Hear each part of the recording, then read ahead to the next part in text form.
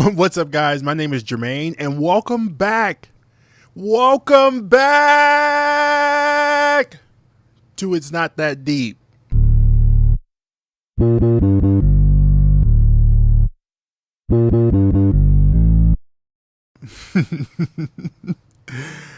I don't want to be doing this right now. Let's get started. All right. So, those of you who have known and are familiar with It's Not That Deep, you know, we started this thing way back in June of 2022. Starting the podcast was something that I always wanted to do. It was always a goal of mine. I had talked about it with some friends. It was always like on my horizon, and then I just woke up in 2022 and I was like, okay, I want to put this thing together. I want to make this happen. And it all came flowing to me, like rushing to me very quickly, very naturally. I felt like it was something that I was going to be good at. So I launched the podcast, and I launched it to great reception, reviews, just people connecting with it. And that's what I initially wanted. My whole goal was to build connection and community, especially around mental health and just topics that are important to me and that I use and just discuss in my everyday life. And that's what this podcast became. And it became a home for me. It became an outlet for me to share my mental health experience and throughout my journey. And then the one thing that I did to communicate and share that journey became the issue, I guess. And I didn't realize that it was an issue until almost now, as I have tried and planned over the last 2.5 years now to bring this podcast back and to relaunch it into existence. And every time I wrote the first episode, the title, the context behind the first episode, I was at a different point in my life, and it was a running joke that I had. How long, where was I going to be at when I actually did sit down and press record on the camera? And I couldn't, I didn't guess right here. I'm gonna tell you that right now. Did not guess that I would be right here. There's a lot going on in life right now. There's a lot of things that have happened over the last 2.5 years that have changed my entire perspective on life, on love, on happiness, on mental health, on just the human existence in general. I feel like I've become more confident in my understanding and empathy for just life in general. I think I've matured a whole lot over the last 2.5 years, just even in my mental health journey. I've been in and out of therapy. I actually spent probably like 1.5 years not going to therapy, and made it into one of those. I knew I needed change in therapy, but I just didn't know it was just a leap it was uncomfortable. Like, it was just uncomfortability of me taking that leap. But now I'm back in therapy, and I feel like I'm doing really good work, really solid work. That work in therapy is really why I'm here sitting in front of this camera right now, because I have a deadline of today to get this done. And although I'm super nervous and don't even really know what to say, I have some notes written in front of me, and I have a concept, and I'm just going to speak. So here is where I've been, what I'm doing, where we're going, and what's been up. Welcome to It's Not That Deep. Let's do what we do. So starting off, like 2.5 years is a long time. It's like, who starts a business essentially, or a program? Who starts something and goes on this incredible run and then just decides to disappear for 2.5 years? Just with no context behind it. Like, I was building such a great audience and just everything. So when I talk about my experience being a podcaster and just this whole just arc of my life, like, there's nothing but joyous moments and just such pride in what we've been able to accomplish in the amount of time that we were. And then when I asked myself, why didn't I keep going? Like, what was it that stopped me from pressing record and just buckling down and doing it because, the more and more that I did it, the more and more I felt natural with it, the more and more I was able to like put content out into, I really found my voice, and I found the way to format my episodes, and I found the right setting. I found the right way to make myself comfortable to be able to talk in front of a camera for a long period of time. It was just like I gave it all up, and there's no big bang in my head that I've been able to come up with as to the reason why I kept going or I didn't keep going. I feel like my current life struggle is I feel like time is moving incredibly fast. Like time is moving at an astronomical pace. I have no idea. Like I woke up at a decent time today with the plans to even record this episode and have this episode done by like noon. It is currently 3:53 p.m. And I'm like, I feel like I've been chasing time for years, and that's so stupid. I mean, not stupid in the sense of, logically, I know that, 24 hours in a day, 60 seconds in a minute, blah, blah, blah, blah, blah. But my concept of time has completely been skewed, and I have no idea why. And it's like, I consistently move the needle, the target, the goal, the launch date for anything that has to do with me for any reason that I want to give myself. Like I've been in leadership so long, and I've had some really successful strides and runs in leadership throughout my life and throughout my early mid 20s. And I'm like, I am the worst manager at managing myself. Like I do not do good. I do not do well at keeping myself on schedule. And I'm like I told my therapist, I'm one of those people where I'm a really good planner. Like I can sit down and plan something all you want. Like I literally have a spiral notebook for every single thing that I'm doing in life. Like I have one for this season of my podcast. I have like all these ideas. Like I sit down and I write out these plans. I do all this research. I get everything lined up. I know exactly what steps I need to make. I make checklists. I make check-ins. I make all of these things. I have all these creative ideas. I have voice memos. I have voice notes. I have Google Docs. I have Microsoft Word. I have folders on my MacBook. I have folders on my PC. I have folders on my laptop. Just all of this planning, all of these ideas just written down and no execution. And like I had to like really look in the mirror and say, you gotta stop. Like at some point we have to like be for real. Like what are you doing? Like I took the phrase proper planning prevents poor performance, and for some reason, like there was no execution involved in there. Like I just never thought, I just always thought like you got to plan for it. Like you got to write it down. You got to put a plan on paper. Like my whole life, like it's just been plan on paper, plan on paper, plan on paper.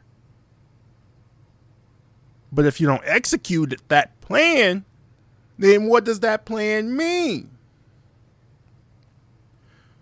Ask all the other versions of my podcast from the last 2.5 years that never came out because I never pressed record. And it's like, moving on. So a lot of confusion, chasing time. Then as time goes on, then those other members of the table start to show up. Like the coach in your head starts to get a little bit quieter. And now here comes the critic. Here comes the monsters telling you like, okay, like it's been too long. Like you don't even know what you're doing anymore. No one's going to listen to you. Oh, now the market's oversaturated.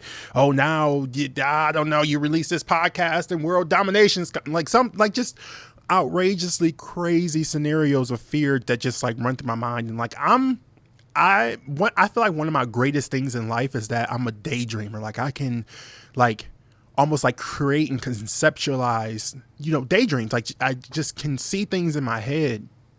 And I feel like it helps me a whole lot when it comes down to my creative process and whatever creative medium I'm currently in at that moment. But I feel like my ability to dream and to just like be able to visualize and conceptualize entire ideas full circle in my head helped me. It's helped me in business. It's just helped me in life in general.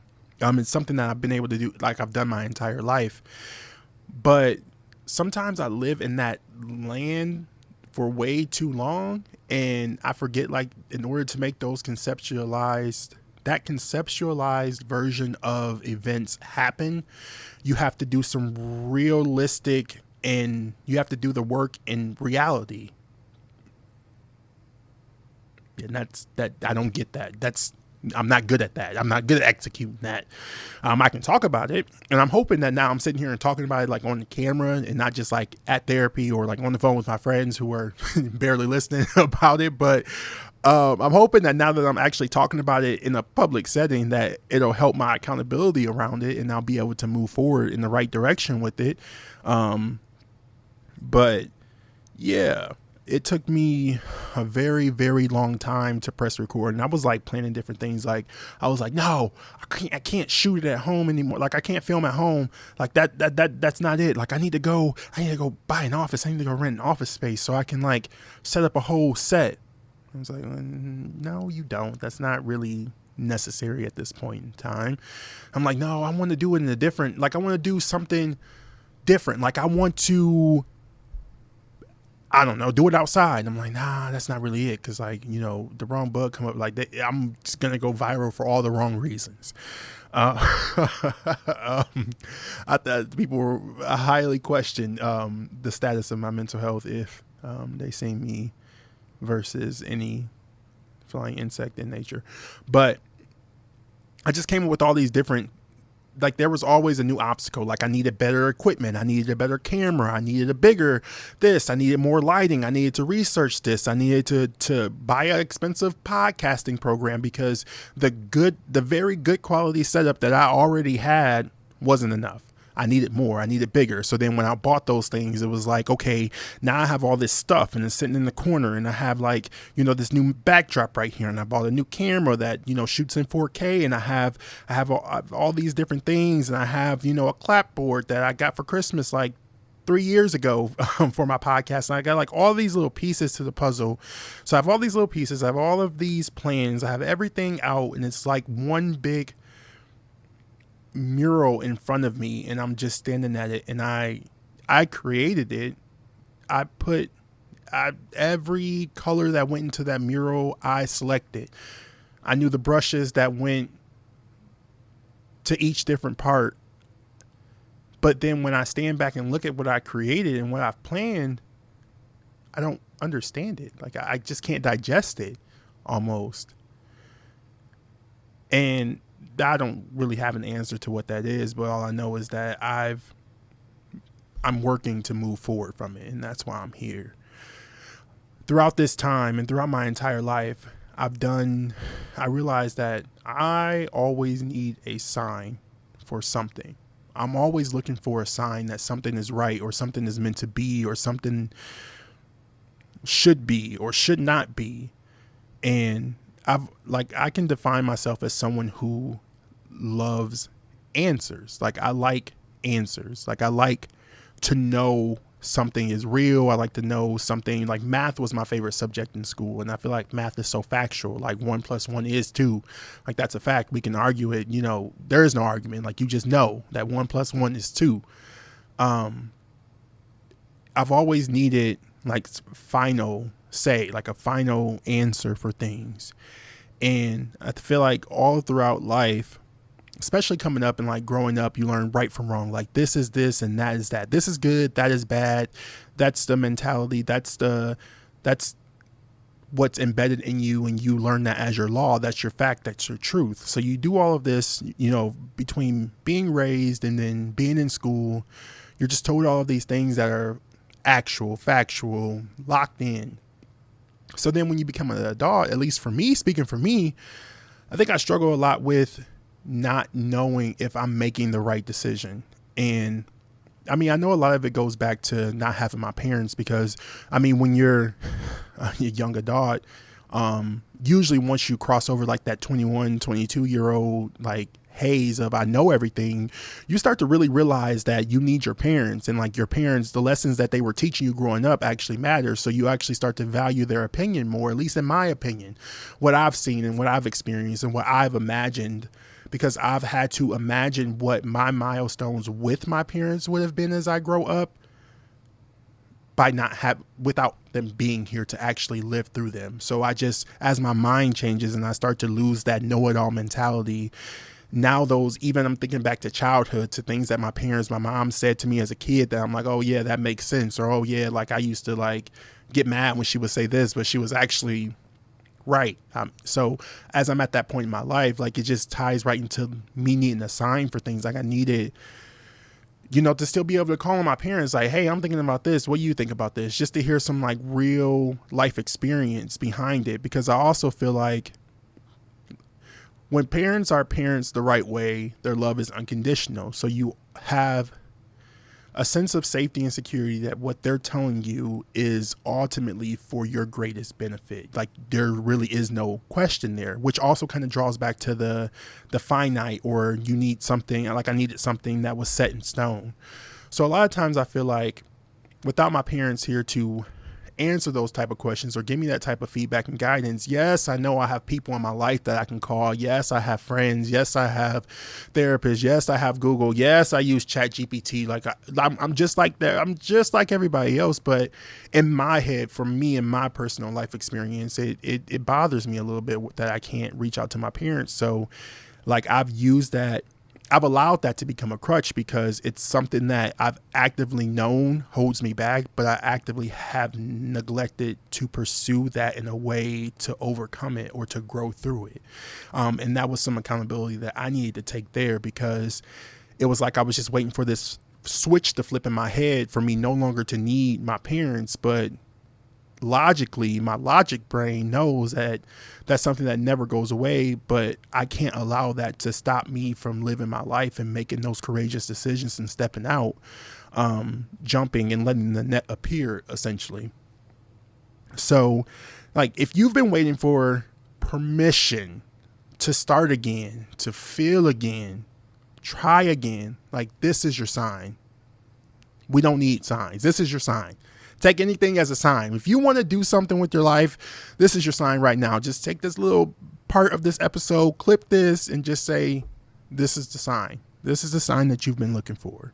I want to say that the breakthrough for me specifically was when I had that kind of mirror moment where I thought to myself, or I had kind of like just an epiphany, I'm going to have regrets when I die. And I was like, oh shit.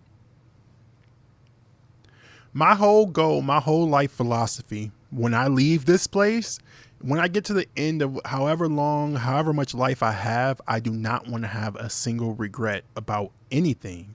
And I was just talking to my therapist about this, and I am not one of those people where I long to experience the past again.